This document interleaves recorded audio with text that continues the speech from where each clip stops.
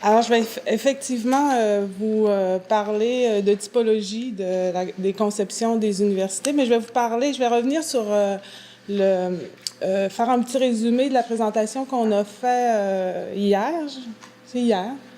Avant-hier, mercredi matin. Puis je vais vous parler aussi d'une autre étude qu'on a fait avec mon collègue et qu'on a présentée mardi au colloque de la Fédération des professeurs d'université, c'est ça.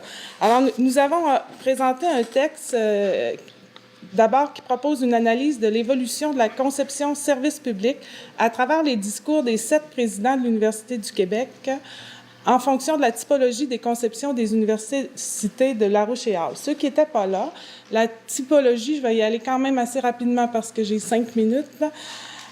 La typologie des conceptions des universités, c'est une typologie, c'est pas une typologie des modèles d'université ni des types d'universités. C'est une typologie des conceptions des universités. Puis on en trouve 7 selon les travaux qu'on a faits. La conception académique, la conception service public, la conception apprenante, la conception milieu de vie, la conception politique, la conception marché et la conception entrepreneuriale.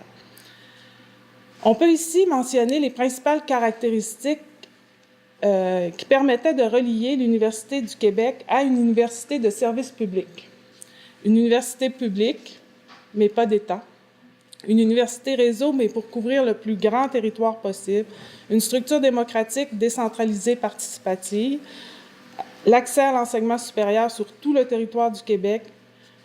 Je dirais une idée de recherche au départ qui passe par la création d'équipes multidisciplinaires pour répondre aux besoins de la société, mais aussi un instrument de développement régional important. Très important d'ailleurs au début, dans les premiers discours des présidents de l'UQ. C'est sûr que notre étude a des limites, on l'a soulevé aussi, là, c'est des discours de présidents de l'UQ à l'intérieur de rapports annuels. Mais on a illustré comment l'Université du Québec a su, à travers les discours de ses présidents, conserver son identité et ses valeurs d'université de service public à travers le temps. On a vu que depuis les années 2000, on remarque la présence aussi d'autres conceptions qui viennent s'allier à la conception service public. Aux conceptions service public et académique s'ajoute la conception milieu de vie, la conception apprenante, entre autres. Ces résultats viennent aussi corroborer les résultats d'une autre analyse qu'on a fait des énoncés de mission, vision, valeur dans les plans stratégiques des universités québécoises. Nous avons présenté les résultats de cette étude au colloque de la FQPPU. Dans les plans stratégiques des constituantes, si je prends juste les constituantes, on retrouve les conceptions de façon majoritaire. On retrouve les conceptions milieu de vie, service public et académique dans des proportions variant d'une université à l'autre. La conception milieu de vie prend de l'importance, selon moi, à cause de 2 principales raisons. Après l'accès à l'enseignement supérieur, il faut bien sûr voir à la rétention et à la diplomation des étudiants.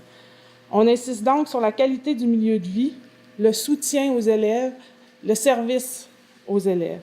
Elle prend aussi de l'importance en réaction aux coupures budgétaires, aux critères d'efficience et d'efficacité. C'est d'ailleurs autour de la conception milieu de vie que la communauté universitaire de mon université s'est mobilisée dans un processus que l'on a appelé chez nous le comité d'auto-affirmation. Un comité formé par notre vice-recteur à l'enseignement et à la recherche, avec des représentants de l'ensemble de la communauté.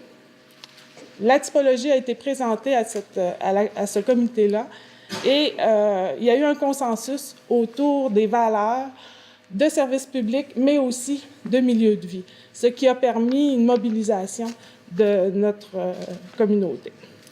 Je dirais aussi qu'il y a la conception entrepreneuriale.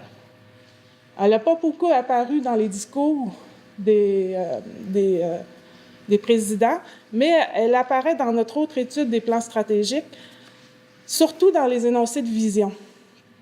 Cette conception-là est aussi en réaction aux coupures budgétaires, bien sûr.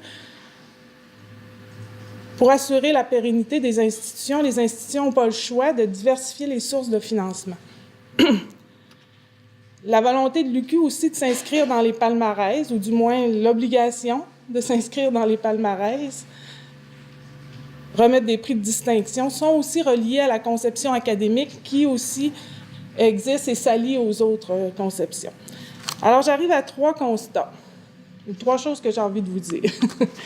La première, c'est que la diversité des conceptions relevées est un signe de la persistance du principe d'autonomie des universités par rapport au contrôle gouvernemental et à ses injonctions.